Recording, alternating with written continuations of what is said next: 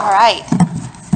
So I'm going to be like Tracy Randall. I'm going to say this is the first time I'm speaking in Atlanta, and I am so excited that it's on Sean Thomas's stage for EntreprenewHER. I feel blessed. Thank you, Sean.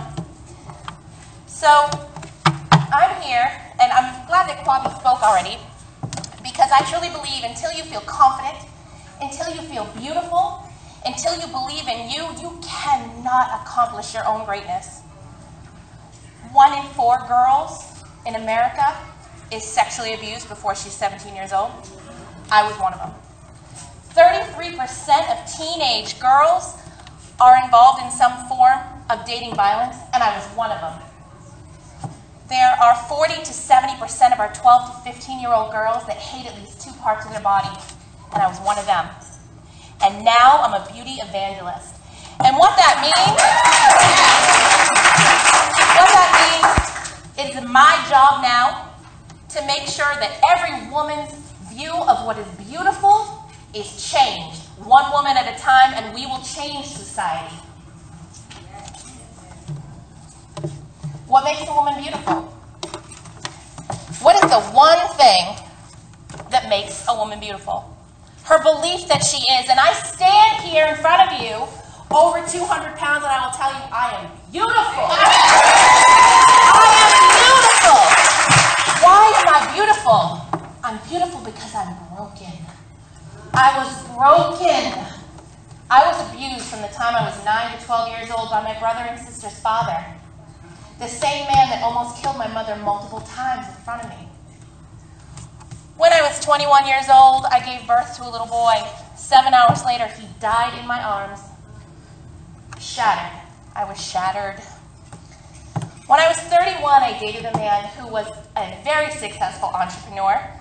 He had developed a product that nationally is available at Walmart, where all things go to die.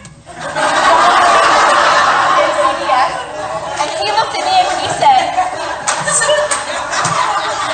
"You are beautiful, you are successful, you are funny. If you were a size 10, I would marry you." I said, "Excuse me." And then I had a nervous breakdown. And I had a nervous breakdown while I was a mother. All I cared about was losing weight, and damn it, I was a size 10. And ladies, if you have lost weight after being a big girl, I'll tell you what, things do not look good naked anymore. I found cake and I felt better.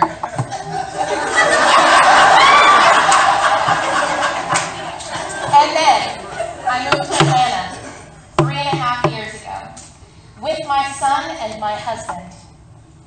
And 5 days after I moved to Atlanta, my husband died of an acute asthma attack, and I had a decision to make. Am I going to break? No, no way. Because back when I was 31 and that jerk said what he said to me, I took all my scattered pieces and I picked them up and I used God's glue gun and what I knew about myself, and I put them together and I became a mosaic. The most beautiful piece of glass.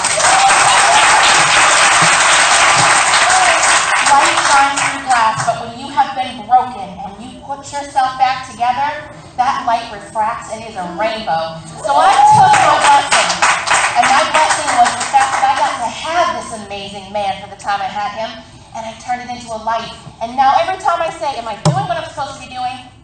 Should I do this? Should I do that? I flick that light on and I say yes, because I'm listening to the Lord. And the only people whose opinions that matter right now that I take into consideration are sitting in this room, and that is me, my son right here, and the man up above who is on the stage with us. Well, Melissa, how did you do it? I am so glad you have. I was waiting. My company is called The Bunny Life. Bold, unforgettable, nurturing, novel, you. B is for bold. I don't know about you ladies, but for many, many years, when I wanted to make a decision, who did I call? My mother, my sister, my cousin, my aunt, my niece, my whoever. I ran that idea off everybody. Don't do it. Be bold. Make decisions. Feel good about your decision. Make it. Anybody in the room ever date the wrong guy? I didn't. I dated his brother and his cousin. Anybody here ever fail at trying business? Ever fail? business, but it's the first one I'm in my subsequent year. And I'm saying, the next thing is to be unforgettable. Education is so important. However, you can't just walk up to somebody and say, I have a master's degree. What you can do is speak to them in a way that has etiquette, poise. You can walk confidently. Girl, I love your hair. How are you today? Let people know you care. Be unforgettable. Your only currency is how you make people feel. Be rich. Be nurturing. I don't mean your children, that's an expectation. God made us in his likeness. I need you to forgive yourself. You're going to make a mistake. You're a human being. Forgive yourself. I got to forgive my sins to myself all the time. I am not telling you to go out there and consciously do foolish things, but you're going to make a mistake. Make it, move on. Take a bath, have a glass of wine, and schedule some time. The next thing is to be novel. Don't ever be afraid to change. We put ourselves in boxes all the time. We categorize ourselves just like society does. I am this, I am that. No, I am all things. I am everything, and I am fluid. And I will change as need be for the goals that I have set for myself. And the last piece is you. What are you doing? What's in your way? What are you doing that's in your way from you being on a stage? What are you doing that is getting you to the next level? What are you doing to get to the relationship you want? What are you doing to have the business, to live your passion? What are you doing? One of my favorite quotes, Wizard of Oz. She clicks her heels, and she's home.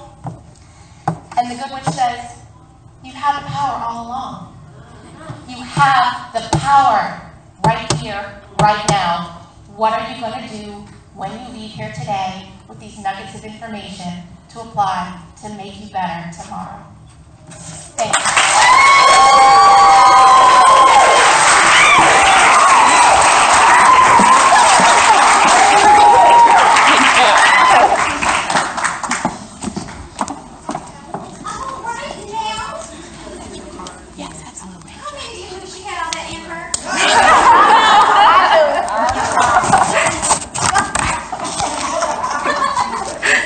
Amazing. Thank you for that. Thank you for that. Thank you.